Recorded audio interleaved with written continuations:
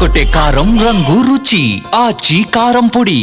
అధికారపక్షం ఆరోపణలకు వైసీపీ అధినేత జగన్ చెబుతున్న సమాధానాలు కూటమి నేతల్ని డిఫెన్స్లోకి నెట్టేస్తున్నాయి. తిరిగి సమాధానం చెప్పలేక మౌనం వహించాల్సిన పరిస్థితి ఎదురవుతుంది. ఇంతకీ పరిస్థితికి కారణమేంటి? జగన్ ఇస్తున్న కౌంటర్తో కూటమి నేతల్లో ఆలోచన మొదలైందా? Let's watch. ఆంధ్రప్రదేశ్లో కూటమి సర్కార్ అధికార పగ్గాలు అందుకున్నాక వైసీపీ హయాంలో పాలనపై అనేక ఆరోపణలొచ్చాయి. తిరుపతి లడ్డూను కల్తీ చేశారంటూ స్వయంగా సీఎం చంద్రబాబు నాయుడు ఆరోపించారు. ప్రభుత్వమే కల్తీ చేసిందన్నారు.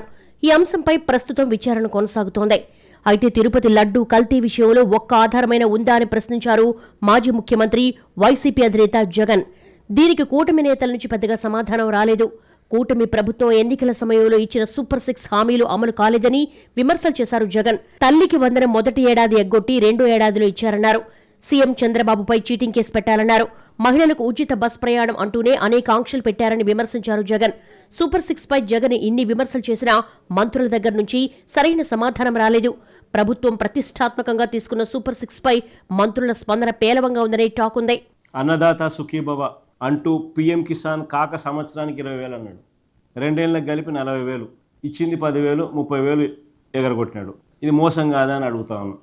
తల్లికి వందనంలో అమ్మఒడిని పేరు మార్చినాడు. తల్లికి వందనం అన్నాడు. తల్లికి వందనం కోతకు తల్లికి వందనంలో ప్రతి పిల్లాడికి ఇస్తానన్నాడు. అందరికీ 15,000 అన్నాడు. తీరా చూస్తే మొదటి సంవత్సరం ఎగరగొట్టినాడు. రెండో సంవత్సరానికి వచ్చేసరికి 15,000 కాస్త రెండో సంవత్సరానికి వచ్చేసరికి ఏకంగా 20 లక్షల మంది పిల్లలకు తగ్గించేసినారు. ఇటీవల తుఫాన్ కారణంగా నష్టపోయిన రైతులకు పరిహారం ఇవ్వలేదని విమర్శించారు జగన్. తుఫాన్ పీకపట్టి డైవర్ట్ చేసినంత బిల్డప్ ఇచ్చారని ఎద్దేవా చేశారాయన. మొంతా తుఫాన్పై ప్రభుత్వం విపరీతమైన హడావుడి చేసినా పంటలు బాగా దెబ్బతిన్నాయి. కానీ ఇంతవరకు రైతులకు నష్టపరిహారం ఇవ్వలేదని అభిప్రాయం వ్యక్తమవుతోంది. జగన్ కూడా ఇదే అంశాన్ని ప్రస్తావించారు. టీడీపీ గానీ కూటమి నేతలు గానీ జగన్ను కొన్ని విషయాలు టార్గెట్ చేస్తే వాటికి ఆయన కౌంటర్లు ఇస్తున్నారు. మెడికల్ కాలేజీల పీపీపీ అంశం అదే జరిగింది.